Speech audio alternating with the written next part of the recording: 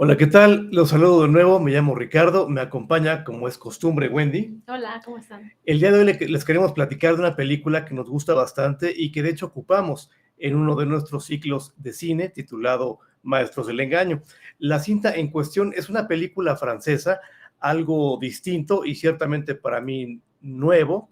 Esta es una cinta del año de 1982 y la cinta se basa en una historia real.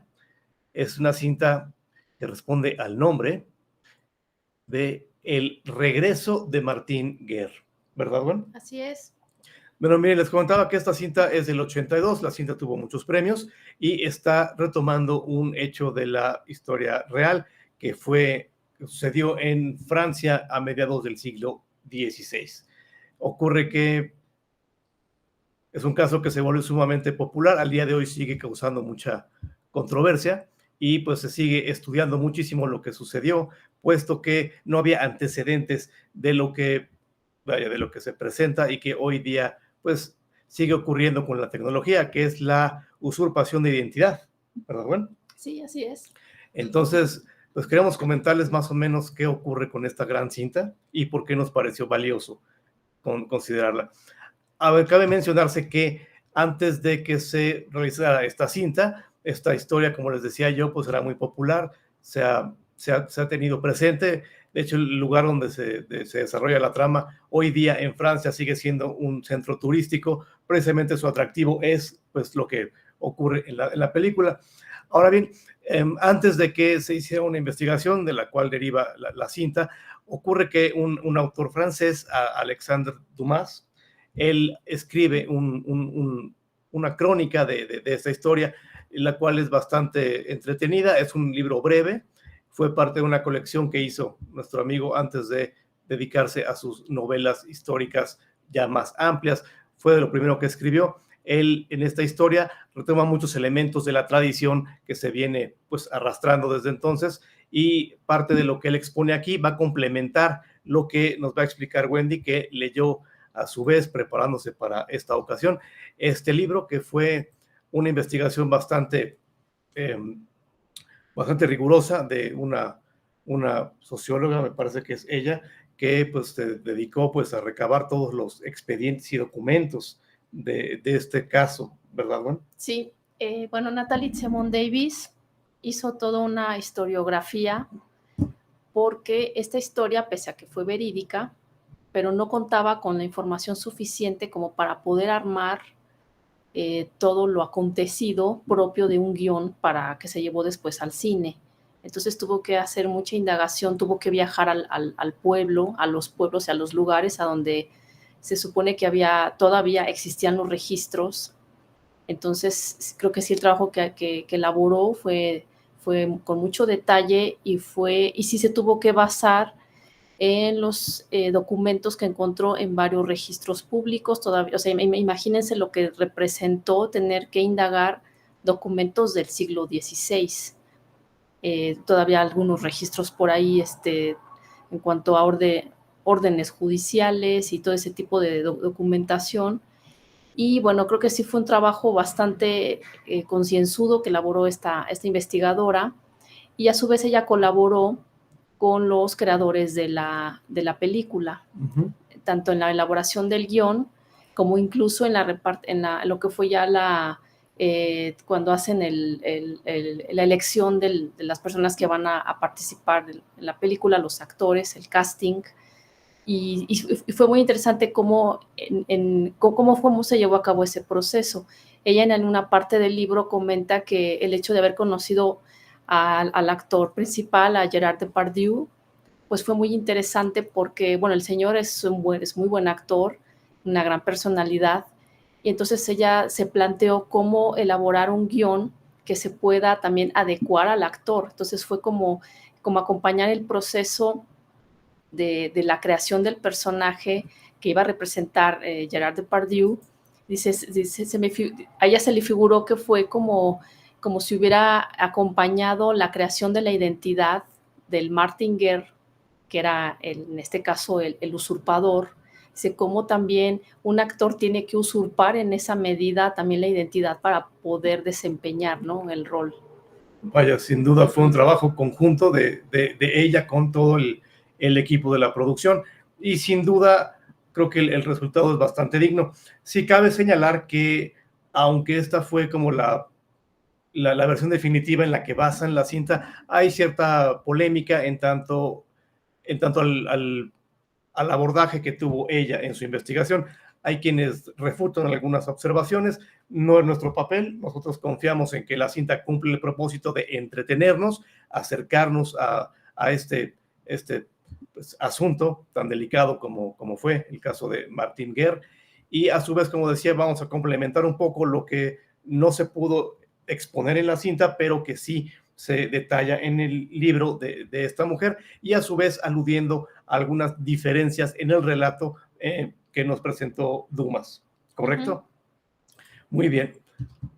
Para empezar, vamos a tratar de ubicar en dónde se desarrolla esto. Cuando hablamos de Francia, Francia es un país bastante extenso, y en ese momento quizá no estaba tal cual como lo conocemos hoy día. Tú, Wendy, hiciste el favor de ubicar en un mapa aproximadamente el pueblito donde sucede todo esto. Sí, se desarrolla en un lugar llamado Artigat. Es una zona que corresponde al País Vasco francés. Ya es frontera con España y obviamente con el País Vasco. En la Francia del siglo XVI, obviamente todavía había muchísima migración.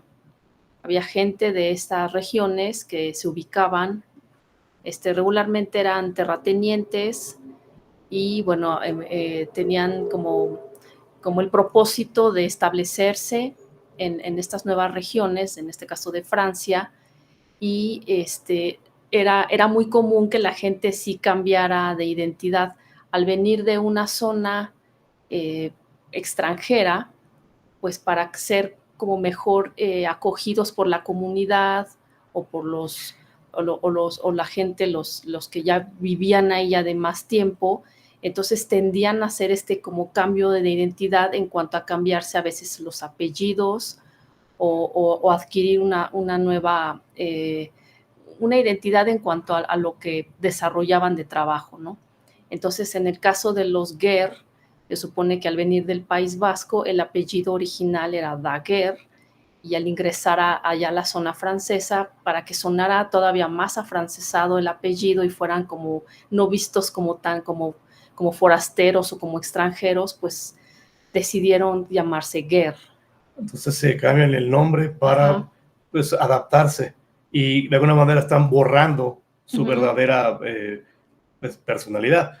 Aquí en el mapita marcaste en rojo al sur Artigat, y lo más cercano es arriba, un poquito arriba, se ve el punto que indica Toulouse. La ciudad de Toulouse, ajá. Eso va a ser importante porque ahí es donde se lleva a cabo el juicio. Entonces llega la familia Daguerre del País Vasco, cruzan a Francia, se establecen en este pueblo pequeño, y como dices tú, adquieren las costumbres, pues así que se mezclan, y pues van poco a poco como diluyendo su verdadera esencia para pues volverse propiamente pues habitantes de este otro lugar. Sí, otro detalle ahí es que no necesariamente hablaban francés. Esta región es, bueno, se supone que todavía ya entrado el siglo XVI, era muy común que la gente de esta región hablara la lengua, el occitano, el occitan, que bueno, es una lengua que hoy día se sigue hablando, pero bueno, en esa época era como la lengua como regional o como la más característica de esta zona. Entonces se podía hablar entre la frontera del País Vasco y esta zona sur de Francia. Oh, vaya, gracias por ese dato. Todo esto es bien valioso para entender qué es lo que está sucediendo. Ahora bien, aquí tenemos una escena que nos agrada bastante, es que nuestro amigo Martin, pues goza, ¿verdad?, del favor de una familia acaudalada, los Rolls, y ocurre que pues este matrimonio que él adquiere, que él contrae matrimonio Martin con una muchachita Bertrand, pues es un matrimonio arreglado entre familias, y pues era un paso importante para los Daguerre, llamados ahora Guerre, puesto que la familia de Rawls era una familia pues opulente y de cierta influencia en esta sociedad de Artigat. Ellos tenían tierras. El hecho de que se pudiera pues consumar esta unión, pues representaba, como decíamos, para los Ger un avance importante. Ya iban a estar mejor aceptados por el hecho de que pues esta familia tiene toda esta influencia, esta posición, y ellos van a adquirirla junto con ellos a partir de esta boda. Pero hay un detalle muy curioso que habías mencionado que lo explica la autora. El nombre de Martin era también motivo como de cierta mofa entre la gente de Francia. Sí, obviamente como, bueno, Martin y su familia venían de otra región, bueno, la palabra Martin en sí, bueno, se conocía como un nombre propio, pero también en esta comunidad era, bueno, sí era como muy común ponerle a un asno, ponerle Martin. O referirte a los asnos como así, con esa palabra, no sé si propiamente como un nombre, como para un asno, pero sí como una palabra, o sea, que como Martin, tanto despectiva. Vaya. Entonces el hecho de que llegaron los Ger y el muchacho de la familia, el hijo, se llamaba Martin, pues también era como motivo de mofa. Entonces, vaya, nuestro amigo Martin era un muchacho tímido, finalmente lo había salido de su tierra natal desde muy joven, llega a este lugar nuevo, la gente pues tiene sus prejuicios por el hecho de que son extranjeros, y bueno, vaya, finalmente logran casarse, pero Martin en sí ya era objeto como de ciertas burlas y lo vemos un niño muy joven, se casa, y parecía que todo iba a ser prosperidad luego de esta unión. Aquí, pues pueden observar, ambos eran muy jóvenes, creo que Martin tenía 11 años, 12. No, creo que tenía 14 perdón. y Bertrand creo que tenía 12.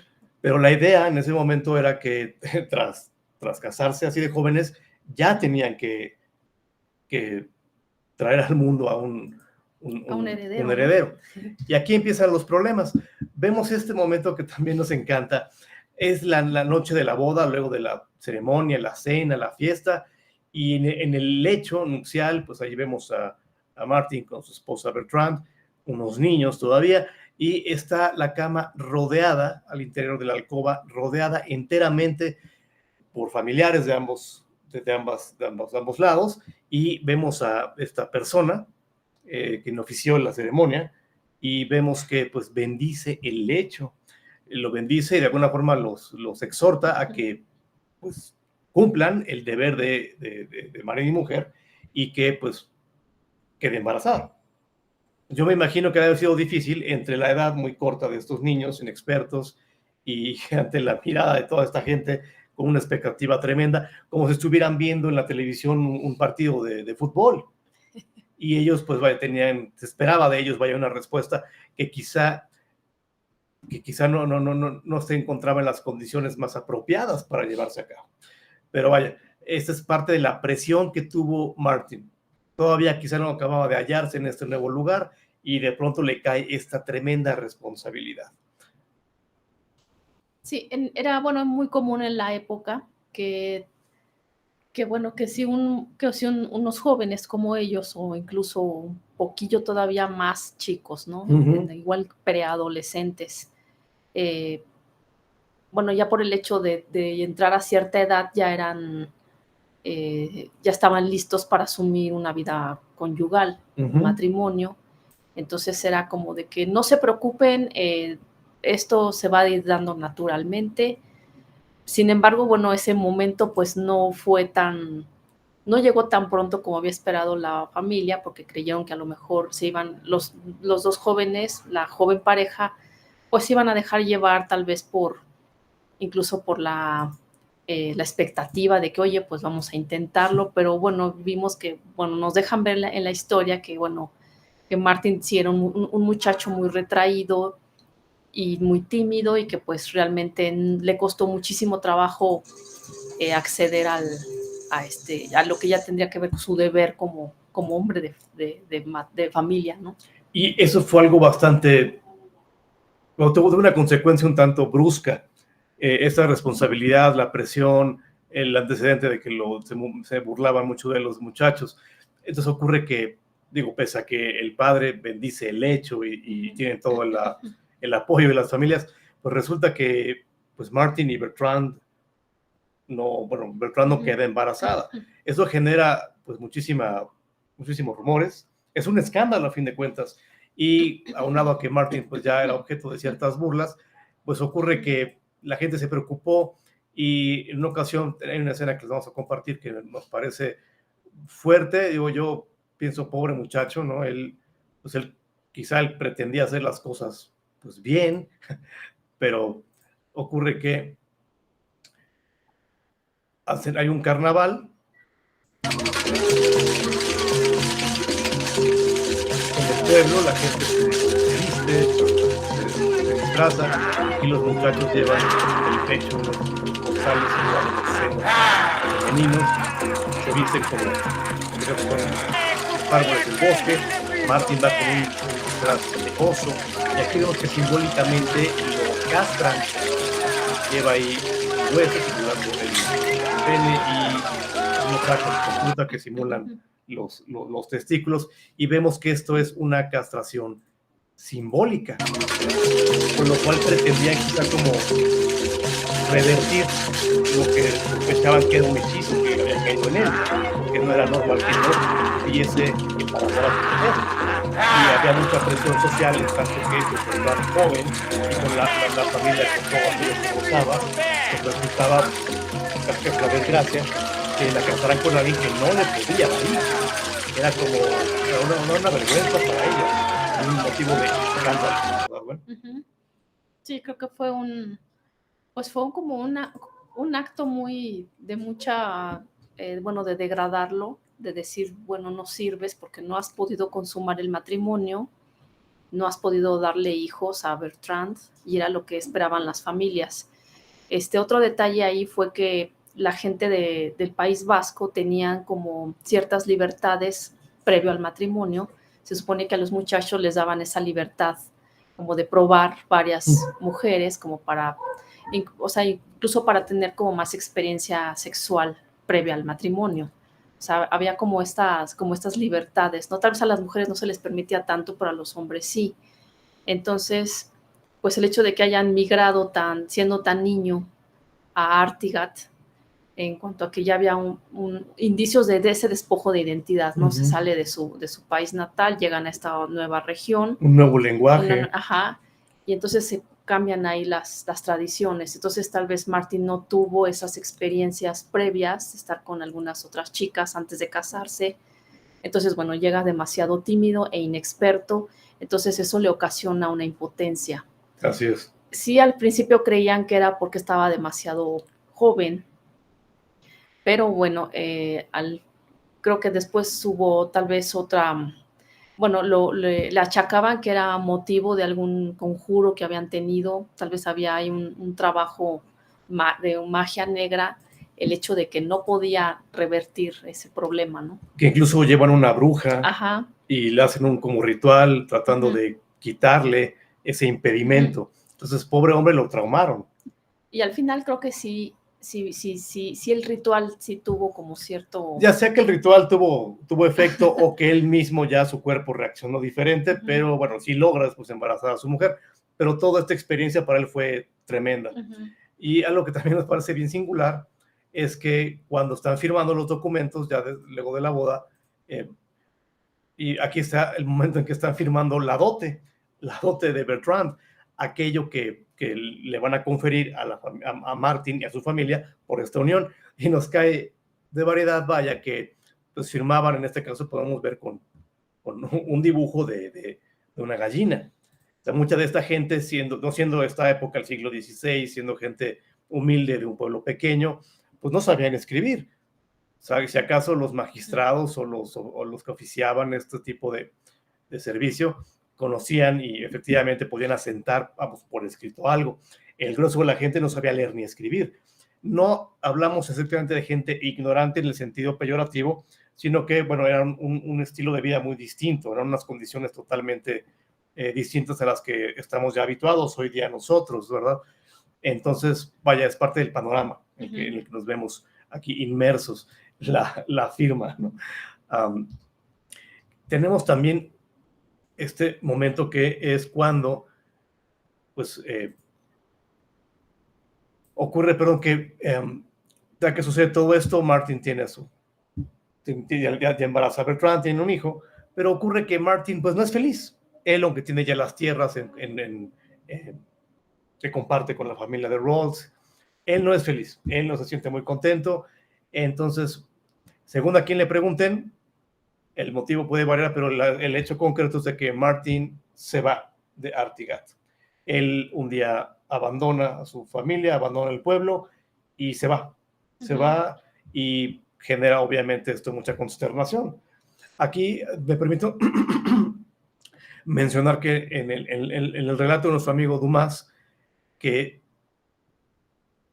porque me faltó indicar el año. Nuestro amigo Alexander Dumas publica su relato en el año de 1849. En la versión que él nos da, que difiere un poquito en este aspecto con la versión de la autora investigadora Natalie, se supone que Martin, pese a que se burlaron mucho de él y eran un tanto pues, despectivos en algunas cosas con él tuvo, a la par de su esposa Bertrand, tenía una amante.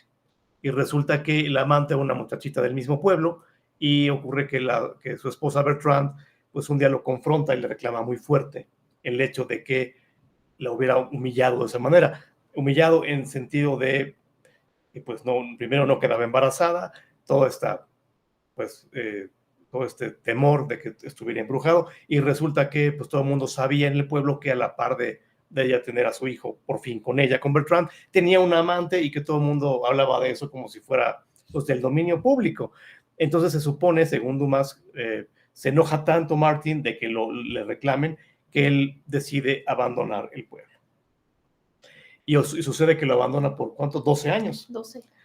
Según los documentos, en el año de 1548, Martin Guerre, ya siendo padre y teniendo ya su vida establecida, simplemente desaparece, sin dejar rastro, sin nota, sin ningún indicio de dónde fue o si iba a volver, y pues se va por 12 años. Hasta que un día, de la nada, Bertrand, siguiendo, bueno, en función de su papel y de su estatus, bueno, vivía una vida triste, pero muy fiel al marido que ya no estaba, pero del que no sabía si había muerto. Ella no podía tomar ninguna otra, no podía comprometerse por otro lado, puesto que no era certero el destino del marido. Sí, perdón. Bueno, sí, Bertrand se dedicó todos esos años, obviamente, a cuidar a su hijo, a criarlo. Obviamente estaba como en un lecho familiar en cuanto a que estaban sus hermanos, hermanas, me parece, estaban sus padres, entonces tenía como ese apoyo finalmente de la familia.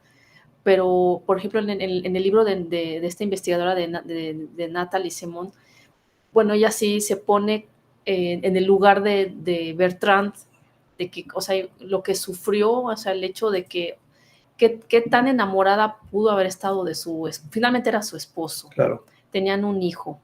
Y al sentirse abandonada, pues, híjole, para una mujer abandonada en el siglo XVI, con una vida de mucho trabajo en el campo, pese a que Bertrand era de una familia muy acomodada, eran como aristócratas en esa comunidad, pero finalmente sí tenía todo el peso emocional y de presión social, porque ¿qué hace una mujer sin el marido en esa época? O sea, ¿quién iba a cuidar de ella? Pese a que estaba su familia, sí, pero entonces hubo que armar toda una historia alrededor de lo que ella le pudo haber, cómo pudo haber vivido ese duelo por un marido que quién sabe cuándo iba a poder regresar, si es que en algún momento iba a regresar. Entonces, como siempre muestra a una Bertrand como esa mujer que en algún momento tenía como esa corazonada de que iba a regresar su marido en algún momento, quién sabe en qué condiciones y quién sabe qué pretexto iba a dar para justificar su abandono. Es correcto. Cuando regresa, decíamos un día de la nada, Martin Guerre, es el cuadro que les estamos compartiendo aquí, un día de plano sale entre el bosque y llega y encuentra a las personas con las que había convivido, durante toda su vida antes de irse. Y la gente lo reconoce de inmediato y él mismo, este mismo individuo, pues los identifica y vaya, lo reciben con una gran fiesta, todo el mundo se emociona y persona que ve, luego Martin les recuerda algo de, oye, tú y yo hacíamos tal o cual cosa cuando éramos niños, oye, tú eres el hijo de tal o cual persona, ¿te acuerdas cuando hicimos esto o aquello? Entonces todo el mundo lo recibe, vaya, como decía yo, con extremo júbilo, puesto que lo apreciaban, era una persona que gozaba, pues sí, de la estima de toda la gente, y saberse que al cabo de 12 años de que se había ido, él todavía cuando vuelve los recuerda perfectamente a todos ellos y de alguna forma pues comparte las mismas pues añoranzas de cuando eran más jóvenes, pues nadie duda de que se trate de Martin Guerre original. Para cuando él regresa al cabo de estos 12 años, ocurrieron algunas cosas. Me parece que los papás de él habían fallecido y el papá de Bertrand había fallecido.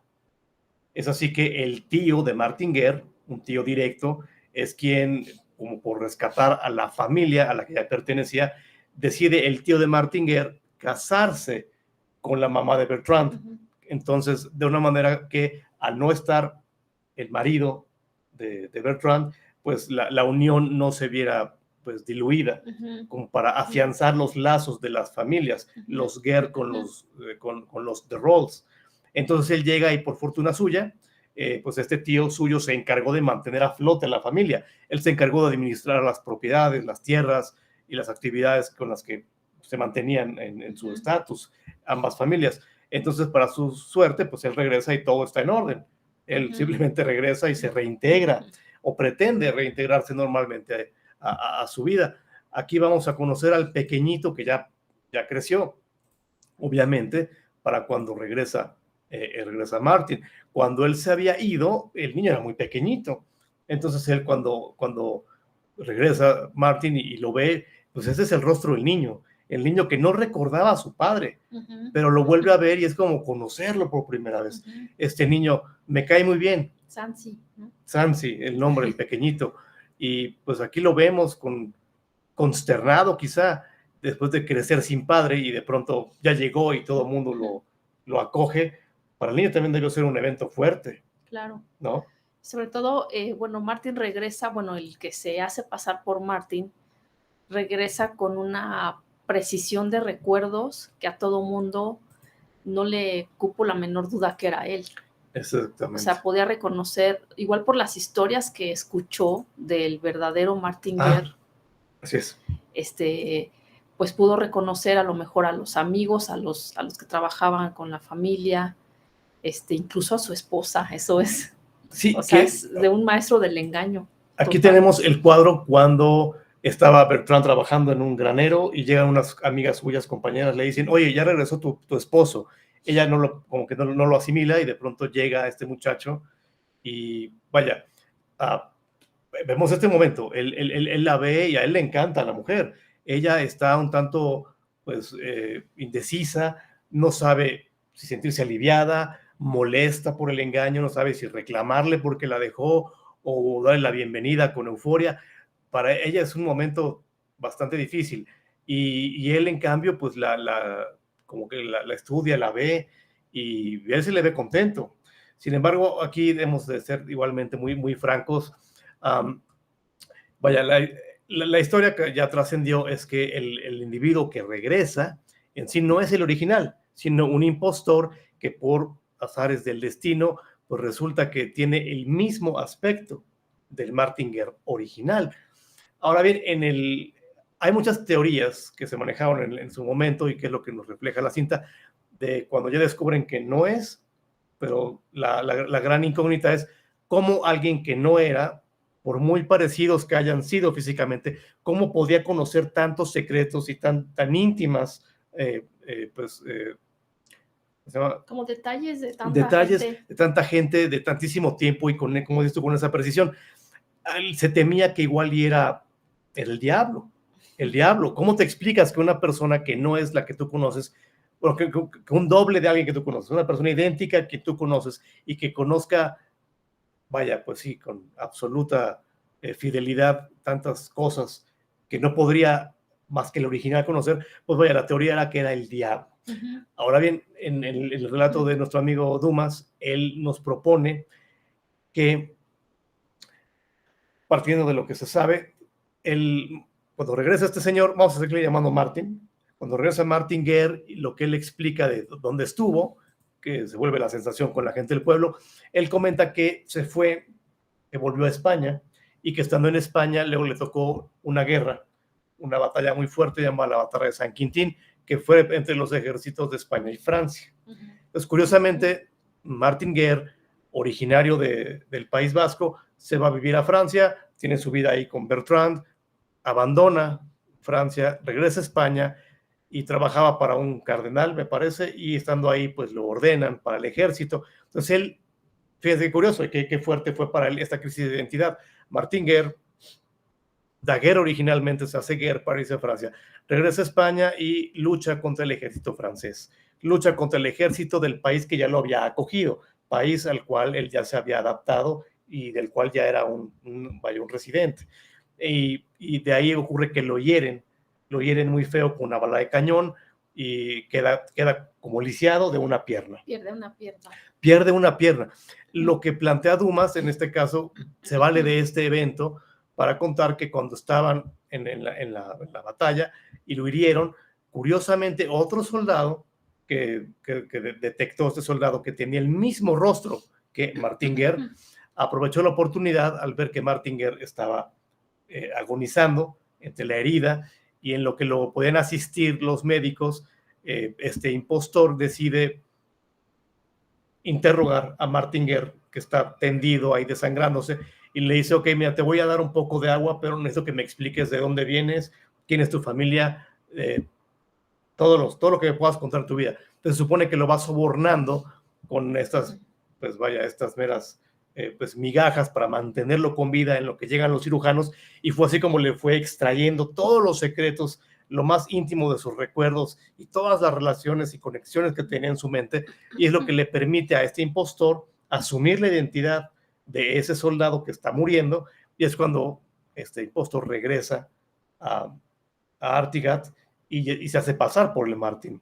El Martin que dejó él, hasta donde él entendió, se quedó ahí tendido y nunca supo si en efecto lo habían podido salvar o no.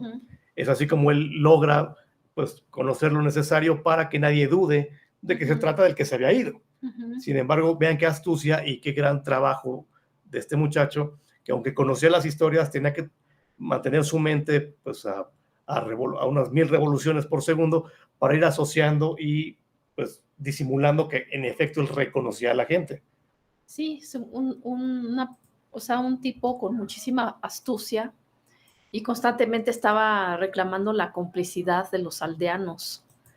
O sea, tenía que tener a su séquito de fieles, sí, para que le estuvieran a cada rato como enfatizando la mentira de que sí, tú eres Martin. ¿Te acuerdas cuando de niños íbamos a... O sea, todas las historias que le contó el Martin original. Ajá.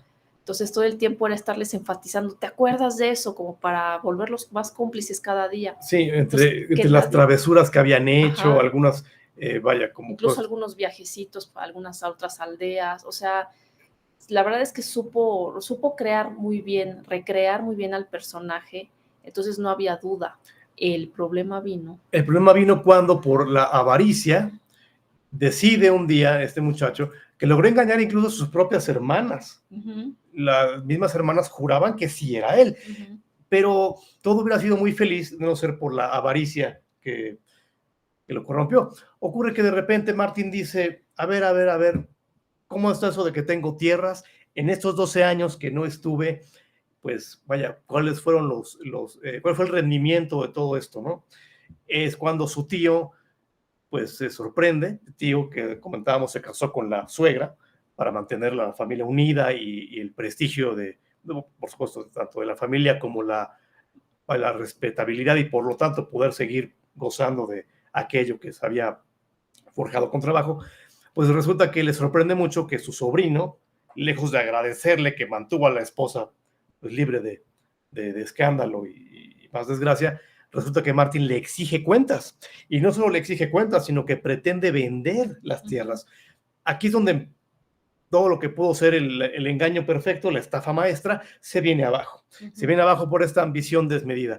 El tío de Martin, pues simplemente al tío de Martin le parece algo inaudito que su sobrino en estas condiciones y de manera tan abrupta le exija cuentas con la intención de vender.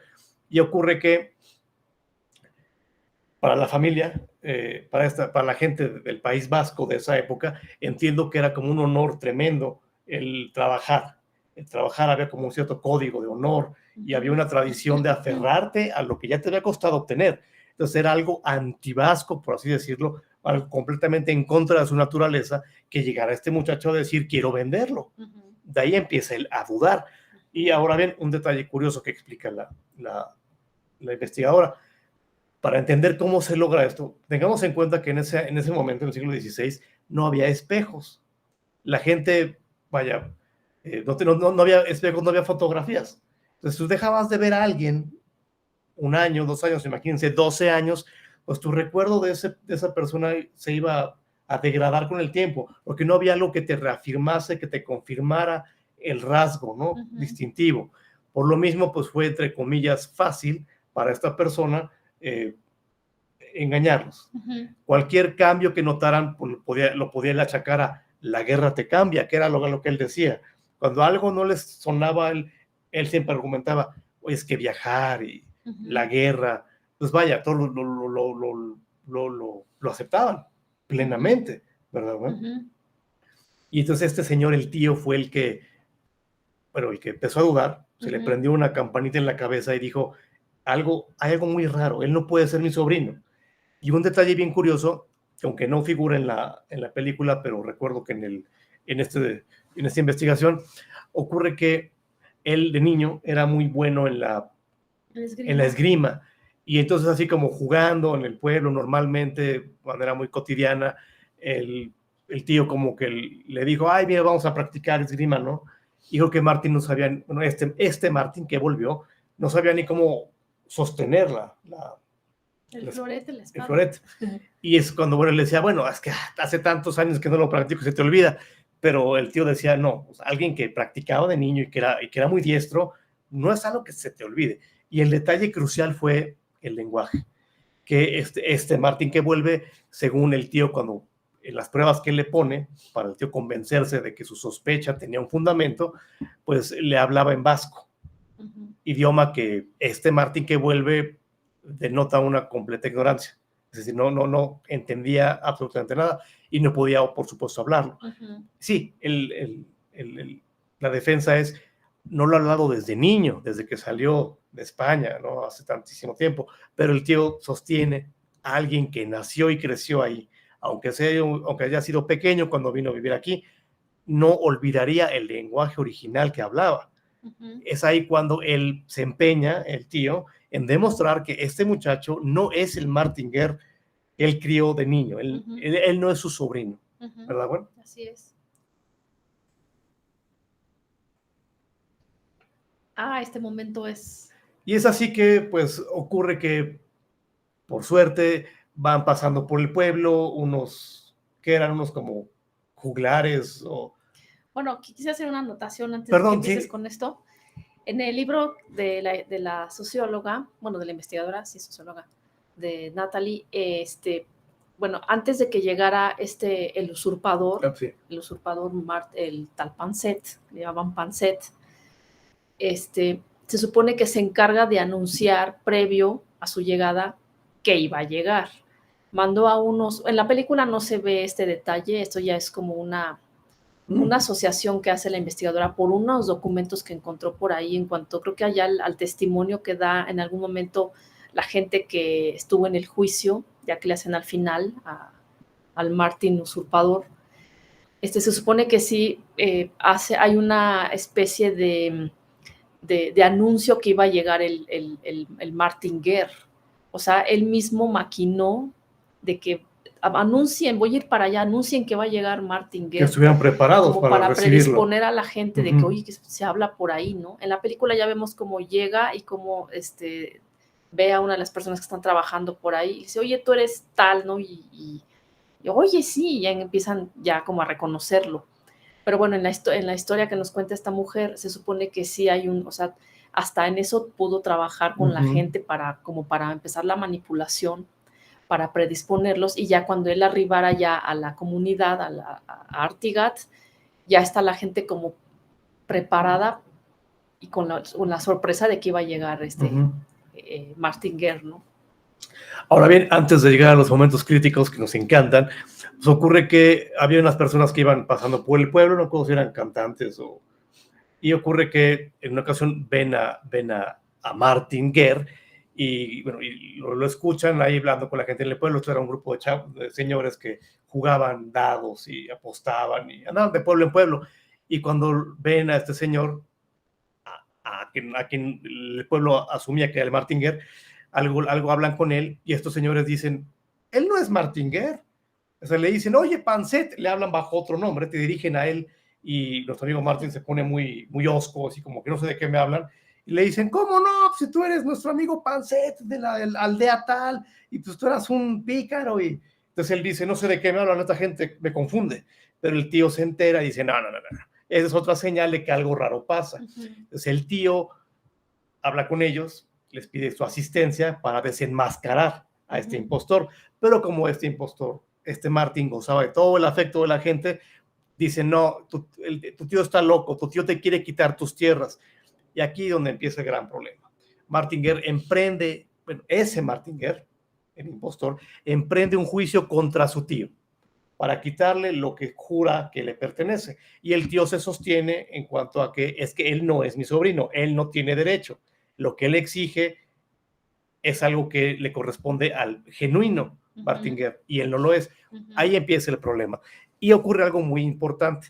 El tío, en sus intentos por demostrar lo que él considera que es la verdad, pues se hace en este caso se apoya con estos muchachos que van viajando y que lo reconocen a Martin Guerre como un tal Panset. Incluso dicen, el Martin Guerre original sufrió una lesión en la guerra y por eso hasta cojea. Y este tipo no cojea. Entonces no puede ser. Entonces lo vimos en la guerra. Y ocurre algo. En la versión de Dumas, lo que funciona muy bien es que para que el tío logre establecer su caso en el tribunal, logra que la esposa de Martin Guerre también lo denuncie, que la esposa diga, efectivamente no es mi marido. ¿Quién mejor que la propia esposa para acusar? Y ocurre que aquí lo difícil es que ya tenía un hijo, Bertrand, tuvieron un hijo con el Martin que regresó. Un gran dilema. El asunto es de que en la película el tío la convence de que firme un documento con el cual ya va el tío ya va a la corte en Toulouse para presentar la denuncia. Lo que nos plantea Dumas en su versión es que Martin Guerre, cuando regresa, bueno, el Martin que regresa, retoma la vida de su original al grado de que sigue el amorío con la otra muchacha. Entonces ocurre que el tío de Martin un día lo sigue, ve que al cabo de 12 años Martin Guerre, el que se dice Martin Guerre, pues sigue teniendo una aventura con una muchacha del pueblo que para este momento ya se casó. Pero entonces esta muchacha del pueblo, para seguir teniendo su idilio con el recién devuelto Martin, le servía, no recuerdo, que le preparaba al marido para que se durmiera, y estando totalmente dormido el tipo, la muchacha le abre la puerta al amante, y entonces el tío lo descubre. Es cuando supuestamente Martin se va, me parece que iba igual a ver lo de los abogados, el tío descubre que se iba primero a pasar la noche con la amante y ya se seguía a su misión. Entonces el tío de Martin confronta a la amante y le dice, ya te caché que eres la amante de mi sobrino y tienes un marido al que estás engañando, y si no, y la amenaza. Le propone, para que yo no haga un escándalo y tu marido se entere y caigas en la desgracia y la miseria, la única manera de perdonarte y guardar tus secretos es que le digas a la esposa de Martin Guerre, a Bertrand de Rolls, le confieses la verdad. Y es así como logra el tío que la amante le platique a Bertrand, efectivamente tu marido y yo hemos tenido un romance desde tantísimos años y ahora que volvió lo reanudamos. bajo en ese momento está pues el dolor, la angustia, la decepción de Bertrand, que en ese momento firma la acusación, y con esa acusación ya se emprende el juicio, ¿no? Y ya entrado el juicio, bueno, es cuando se empiezan a surgir evidencia. Por un lado estaba un zapatero que le hacía los zapatos a Martin Guerre antes de haber partido, y que dice, tengo la medida del tamaño de su pie, era como molde de madera. Y decía, esta es el pie de Martin Guerre que yo hacía antes de irse, y muestra un zapato nuevo que es el que le corresponde, el tamaño correspondiente al Martin Guerre que regresa. Dice, es que, vamos, un pie puede hacerse más grande con el tiempo, sí, pero no es natural que un pie encoja. Entonces hay muchos argumentos para determinar que en efecto es un farsante, pero pues creo que el argumento principal, el que es irrefutable absolutamente, es cuando, ya estando en la corte, pues aparece el Martin Guerre original, lo cual establece que efectivamente el que volvió y el que inició este proceso en los tribunales por quitarle las tierras al tío, pues era el tal Panset, como ya habían dicho estos viajeros, y resulta que ese tal Panset, pues sí, era un tipo bastante deshonesto y que aprovechó la oportunidad de asumir la identidad de alguien que había abandonado su pueblo. Entonces él aprovechó la oportunidad de volver y de gozar de una familia y de gozar de tierras, y engañó pues a todo el pueblo. Y es ahí cuando al verlos juntos, pues ya no había de dónde dudar, ¿verdad, Juan? Sí, aparece el Martin Guerre original en el juicio, y pues sí, aparece un tipo totalmente antipático, no con la alegría, con la alegría y que el espíritu que traía el usurpador, y del cual yo creo que Bertrand sí se reenamoró. Sí. Y sí, yo creo que obviamente, pues ante la ley, pues este era el Martin original, ¿no?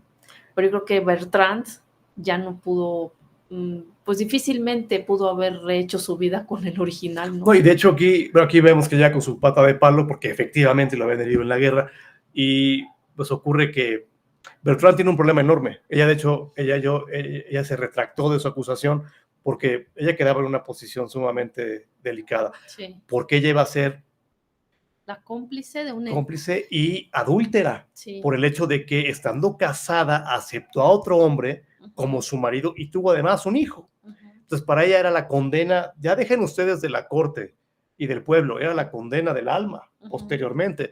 Entonces para ella, vaya, no tenía escapatoria, su vida ya va a ser una cosa pues amarga.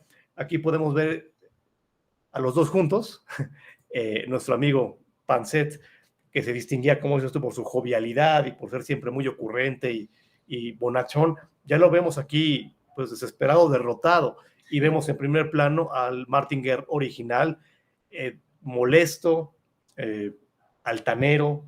Incluso como en una postura de reclamarle a Bertrand, casi, ¿por qué no te diste cuenta que no era yo? Sí. O sea, pues cálmate, o sea. No, la trata horrible, de hecho sí la insulta, y es muy, muy fuerte ese momento en que ella, consternada porque se sabe engañada, se sabe ahora ella pues objeto del escarnio público, porque prácticamente se entendía que ella había tenido cortejo con el diablo mismo, y el diablo estaba ahí. Entonces ahora todo el mundo decía, ¿cómo es que no lo reconoció? Siendo que todos cayeron en el mismo engaño, pero quien más tuvo que perder era ella. Sí, como dices, o sea, quedaba en una posición muy delicada por adúltera, y que la podía juzgar los tribunales, pero por otro lado también podía tener la acusación de ser cómplice de un estafador. Correcto. O sea, porque ella también podría haber sido juzgada de esa forma. Y de hecho en el libro de Natalie sí estuvo encarcelada, bueno, estuvo detenida, como arrestada, estuvo ella, porque también sería, o sea, también implicaba hacerle un juicio. Claro. Porque finalmente, o sea, aunque ella había sido tal vez la víctima del engaño, pero a nivel de leyes, y de hecho tuvieron que rascar otras leyes para ver porque como no se había dado este caso hasta ese momento, y bueno, las leyes se han basado como en los juicios anteriores para Así ver es. cómo se va a hacer el dictamen final, cómo va a operar ¿cómo se llama? La gente del jurado y todo eso. Pero bueno, ella quedaba, pues, tenía que ser juzgada de alguna forma, pero yo creo por eso se tuvo que retractar, ¿no? Entre eso y la confusión, finalmente ella lo que alegaba es de que el tío de su marido la había coercionado, la había presionado, la habían casi obligado a firmar la acusación. Y bueno, desafortunadamente, pues ya el tribunal tenía el caso, como dices, Wendy, en ese momento esto era algo nuevo, algo insólito, absolutamente insólito. No se sabía cómo proceder. Sí, había leyes que castigaban robar ganado, robar cultivo, interferir con una transacción comercial, engañar, fraude, pero usurpar una identidad era algo de lo que no se sabía cómo, no se entendía. Y por lo mismo, al día de hoy, este caso, que fue el primero, digamos, de una corte moderna con este fenómeno, pues ha sido como un referente. Y bueno, aquí en este caso vemos el rostro de la pobre mujer, lejos de sentir el alivio de que, bueno, ya sé la verdad, este es mi esposo, pues no sabe qué era peor, vivir con la duda, pero continuar en paz, o tener como dices tú, este reproche, este insulto de parte de este hombre, porque ella queda en medio. Según entiendo, en la versión de Dumas, el señor, el Martinger original, no regresa a casa con ella. Ella queda sola, viviendo en la miseria y la vergüenza. Algo muy, muy feo. Sí, bueno, en la película, de hecho, sí nos dejan ver toda una personalidad muy bien formada de Bertrand. Una mujer muy trabajadora, muy firme, muy noble, una excelente madre y una excelente esposa. Sin embargo, en el libro de Natalie nos dice que realmente no se encontró ningún documento que realmente narrara la personalidad de esta mujer. O sea, así como nos la muestra la película, es la historiografía que hizo la investigadora de ella. O sea, se tenía información tanto de Panset, o sea, el Martinger usurpador, y del Martinger original, por los testimonios, pero de ella realmente está su testimonio, sí está, todavía se guarda el registro, pero no se sabía nada de ella, incluso de cómo era. El único registro que se encontró en la documentación son las dos palabras a las que se refirió el juez, Jean de Coraz, este señor, que dijo que era muy bella y que era muy honesta solamente, pero no se sabía absolutamente nada más sobre ella. Ahora que lo mencionas, este hombre, que es el juez principal, el que toma los testimonios y que preside todo lo que fue el juicio, me parece que son los documentos de él, sus memorias, de donde se retoma mucho de lo que fue el proceso. Y en efecto, algo que comentas de Natalie, la historiadora que investigó el caso, ocurre que le han criticado, yo no me puedo pronunciar porque no tengo el panorama completo, pero le han criticado a raíz de lo que mencionas, de que no había tanta información como para un retrato auténtico de Bertrand. Han acusado a esta mujer, a Natalie, como de romanticizarla, de volverla en cierto sentido como una figura feminista fuerte, ¿no? Darle unas cualidades que quizá no eran las que en efecto poseía, pero que pues funciona finalmente esta mujer es moderna. Entonces dicen, ella tiene una perspectiva un tanto, pues, ¿cuál es la palabra? Como... Sí, bueno, quiso como emancipar la figura de Bertrand, tal vez no como una víctima.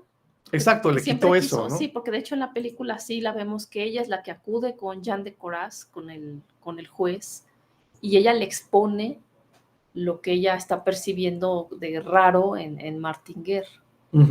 A diferencia de lo que nos contaste del libro de Dumas, o sea, acá no se menciona la cuestión del amante, no está, no hay un registro, ¿no? Al menos en la investigación de ella.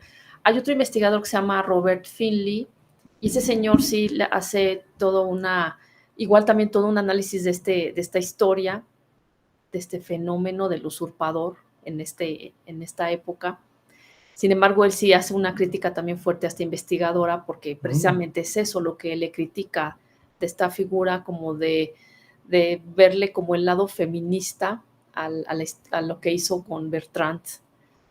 Dice, pero es que finalmente Bertrand fue una cómplice, o sea, sí le va muy mal a Bertrand desde la perspectiva de Finley, ¿no? Pero bueno, son dos puntos de vista para un personaje, y yo me quedo realmente con el retrato que hizo esta investigadora sobre Bertrand de Rolls para esta película, porque gracias a esta investigación se logró el personaje, y creo que funciona muy bien, porque nos dejan ver cómo se armó el engaño, cómo fue que le creyeron al Martinger usurpador, y el mago y lo astuto que fue el usurpador para convencer a todos de que él era el verdadero Martinger. Y que, como decías hace un rato, pues pese a que no era su marido Pansett, pero ella se enamoró. Igual y ella en un momento quizás sí fue consciente que no era el mismo, pero el tipo lo trataba bien, y el tipo era muy amigable y con todo el mundo tenía una relación bastante cercana, y todo el mundo lo quería. Era todo lo contrario a lo que ella conoció en su matrimonio original con el Martinger real. Era un tipo grosero, distante, y bueno, y ella joven todavía, pues yo creo que tenía sentido para ella haberse entregado de manera genuina. Finalmente, pues, ante los ojos del mundo era su esposo, y le dio lo que ella buscaba en un matrimonio, que era estabilidad, apoyo, una familia. Entonces es lo fuerte, ya cuando le llega el verdadero, pues se le va a derrumbar todo lo que ella pues ya había construido con el otro. Entonces es un momento muy, muy, muy, muy, muy feo. Y algo que nos llama la atención es que, pues, a nuestro amigo el impostor, luego de haber gozado de toda esta fama, pues sí se le condena y lo ahorcan y lo queman. Ahí termina la cinta. Lo curioso del caso, me parece muy curioso por las leyes de la época, de haber sido este mismo cargo grave de que se le imputa, de haber sido él un aristócrata, una persona miembro de la nobleza, lo hubiesen decapitado. Pero como no era el caso, era un individuo, entre comillas, normal, sin privilegios, pues el castigo es distinto.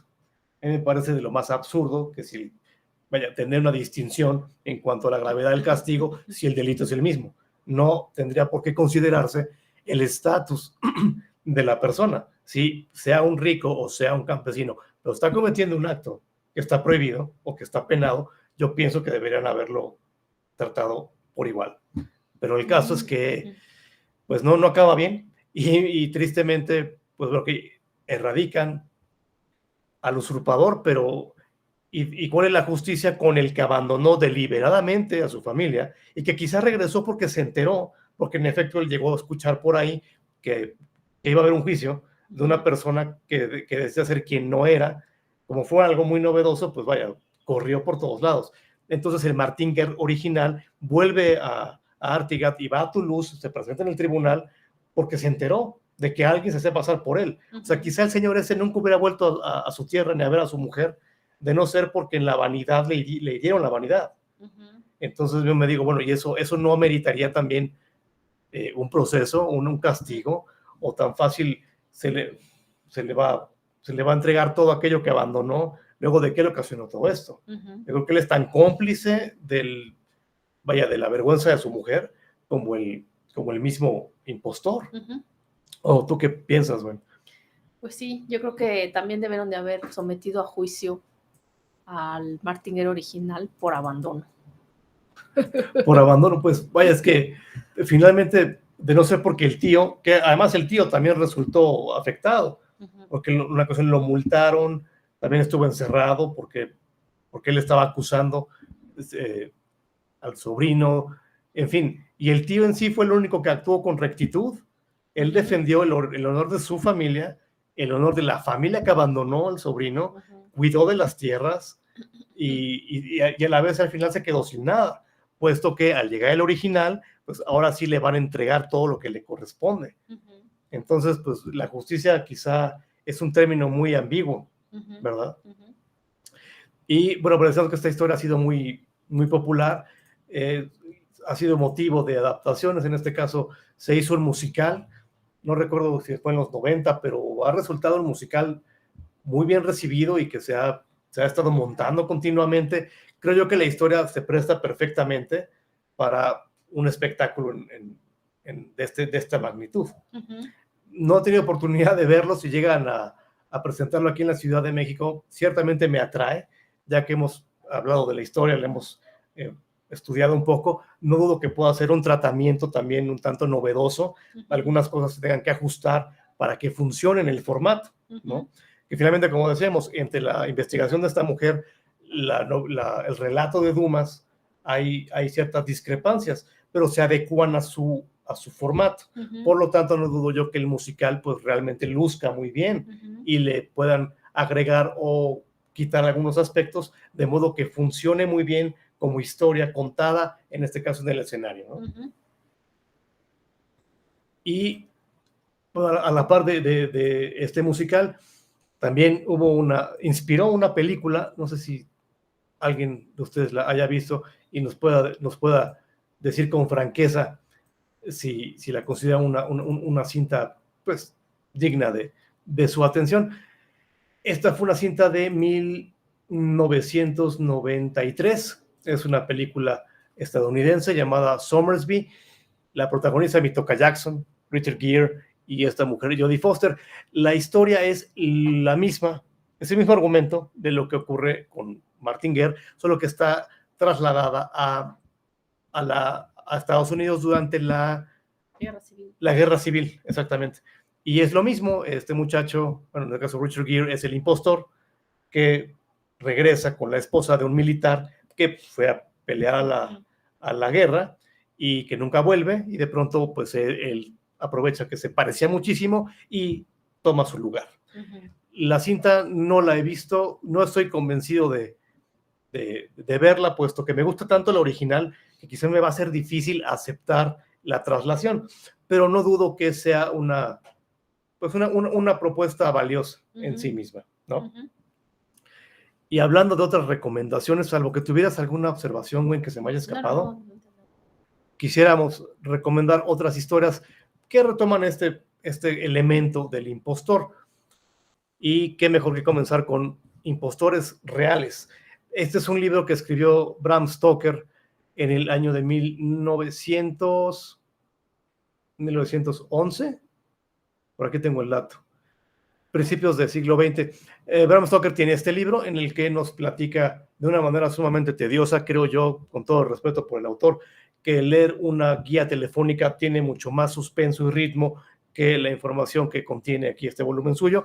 Él se refiere a muchos impostores de la vida real a lo largo de la historia. Algunos que han sido o que han intentado usurpar tronos o títulos nobiliarios, o incluso en el ambiente de los científicos, de los investigadores. El caso es de que reúne ahí muchos perfiles que sí resultan impactantes. Sin embargo, insisto, el estilo no le ayuda. Pero vaya, es un tema que le fascinó a este hombre, tanto como a nosotros hoy día, por lo cual abordamos el tema igualmente. Luego tenemos, pasando a la ficción, una novela magnífica de Wilkie Collins. Esa novela es de 1873 y me parece que va muy al caso. No sé si Wilkie, muy probablemente este autor británico, conocía la historia de Martin Guerre. Ocurre que en esta historia de la Nueva Magdalena, ocurre que está ambientada durante la Guerra Franco-Alemana, en 1870. Ocurre que hay un bombardeo y ahí coincide una muchachita que tuvo una vida muy difícil y se llama Mercy. Ella está de enfermera, está en un refugio y llega una jovencita que no tiene ni un centavo, pero va recomendada con una familia, va viajando rumbo a Inglaterra para ir con una familia, una señora amiga de su familia que la va a acoger y le va a ayudar. La mujer se llama Grace, esta mujer es muy, muy altanera, muy grosera, muy despectiva y trata muy feo a la enfermera, a Mercy. Hay un bombardeo, Grace es herida y pareciera que no va a sobrevivir. Entonces, Mercy, la enfermera, dice, vaya, pues esta mujer tiene una carta de recomendación con la cual va a llegar a Inglaterra, entonces se le ocurre aprovechar la confusión y asumir esa identidad con ese documento. Llega a Inglaterra, la acogen muy bien, es muy feliz, pero resulta que Grace sobrevive, llega a Inglaterra y confronta a la impostora y se da ahí un drama tremendo, no más que suspenso, es un drama muy, muy, muy fuerte, un conflicto de valores. Ok, una fue impostora, pero es una persona noble, y la otra, que es la genuina, es una persona ruin. Entonces, Wilkie nos presenta una trama de verdad exquisita, muy recomendable. Pasamos al año de 1955 con esta novela de Patricia Highsmith. Esta novela la conoces, Wendy. Magnífica. Esa novela tú la leíste y... 5 estrellas. 5 estrellas. Es más, 10. 10 estrellas. Vamos a hacer una nueva escala para calificarla. Es una gran, gran historia. Ocurre que hay una familia que tiene un hijo, una familia que tiene un hijo joven, una familia que tiene negocios de barcos en Nueva York. Tiene un hijo joven que ya debería encargarse de este negocio familiar, pero el hijo tiene otros intereses, se siente artista, entonces radica en Italia, viviendo obviamente de la fortuna de la familia, y un amigo de este hijo, que es nuestro protagonista, Tom Ripley, un día se encuentra el papá de este muchacho, ese señor Greenleaf, y el señor Greenleaf le dice, oye, tú conoces a mi hijo, mi hijo anda viviendo una vida bohemia en Italia, te pago el viaje para que lo convenzas de volver aquí a Nueva York y que ya se haga cargo de la empresa. Tom Ripley resulta que es un tipo con bastantes talentos, precisamente para cometer fraudes, engañar y todo tipo de trucos para burlar la ley. Entonces él acepta la encomienda y va a Italia, y resulta que pues, se parece físicamente, asemeja a este muchachito, y ocurre que asume la identidad, y el gran suspenso de la trama es como todo lo que tiene que padecer para mantener el engaño. Yo recuerdo cuando tú lo acabaste de leer, te impactó. Sí, pero es muy buena. Y realmente la película que hicieron, la adaptación de esta novela, no tiene la intensidad que tiene el libro. Entonces yo recomiendo más que si van a ver la película, primero lean el libro. Y si pueden, no la vean. Mira, no es tan mala, pero le falta la intensidad que tiene la historia. Si la llegan a ver, no la tomen como referente, lean la novela, es extraordinaria. La cinta a la que te refieres, esto es una adaptación, me parece, de los 90. Sí, es con este muchacho y Matt Damon. Ajá. Hay una adaptación francesa del 60 que parece que es más fiel. La vamos a evaluar y si hay oportunidad la comentamos, pero la novela de verdad... O comentamos el libro mejor. O comentamos ambas, el libro y la película francesa. Última gran recomendación con este tema es una novela también de los años 50. Esta fue del 57, 2 años después de la de Ripley. Es otra autora británica, Daphne du Maurier. Esta historia, El chivo expiatorio, yo la tengo en alta estima. Ocurre que nuestro personaje principal es un maestro de francés. Él es un individuo británico que pues, es muy, muy aficionado a la historia de Francia. Va de vacaciones a Francia y se encuentra en un bar a un individuo que resulta que es como su doble exacto. Es una persona idéntica a sí mismo, y este muchacho, su doble, resulta que es un conde francés que tiene a su cargo una familia ya venida a menos, y tienen un negocio de una cristalería.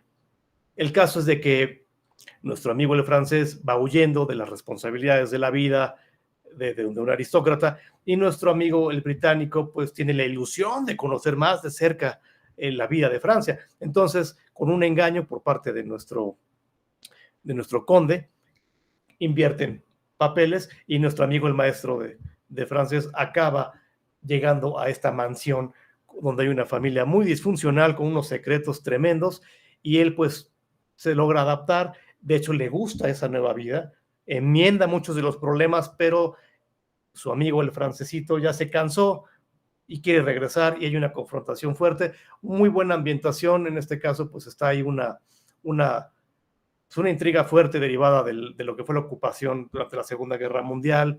Entonces la historia es magnífica también, creo yo que va al caso, y me pues me encanta poder anunciar que esta novela, que es del 57, apenas se editó, me parece, a principios de este año o el año pasado, se editó en español por la editorial Alba, lo cual me parece que es garantía de una excelente traducción. Se las recomendamos ampliamente. Y creo que llegando aquí, solo nos resta, como somos el correo de esta cuenta Cine Libros, vamos a volver ahora a una última mención cinematográfica. Esta novela de Du Maurier se ha adaptado en 2 ocasiones.